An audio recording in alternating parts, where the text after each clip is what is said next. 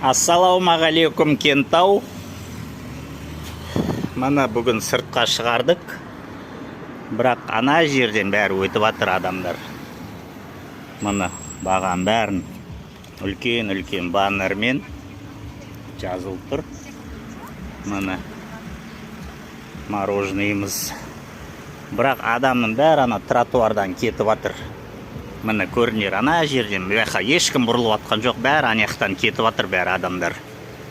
Вообще бізге қарап атқан адам жоқ. Мына бәрі анаяқтан. Мына жерге де жаздық, 100 деп. Сол үшін мына жерде есік бар. Бұлай қарай шығатын есік бар. Осы жерде неғымасақ, мына бәрін қосып, мына кафенің бәрін қосып, мына жерде де қосып істемесек болмайды, бәрі анаяқтан кетіп жатыр адамдар.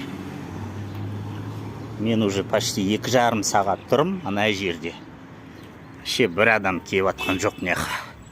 Бірақ мороженый саттым 2 сағаттың ішінде. И то менде 100 теңгеден мына. Құйылмалы, Қазақстан ондай баға жоқ, анаяқтан кетіп жатыр мына. Бәрі кетіп жатыр, көріп тұрсыңдар. Тасов мырза, Жандос Қалмырзаұлы мырза. Мына өз кафенде істеме, кешке де мене мына жерде. Ешқандай пайда жоқ. Маған қолдау жасаңыздар, кіші кәсіпкермін мен, инвалидпін, 3-ші группа мына.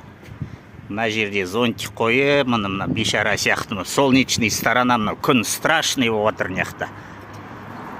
Бая бұлтыр 80-нен сатқам құйылмалы. Мен чуть-чуть өзіме шамал пайда көрем да, бір 5 теңге, 10 теңге.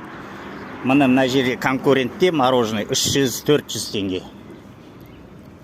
Мына жерде конкурент бар мына. Қызыл линияға столдарын қойып алған анау. Рахмет.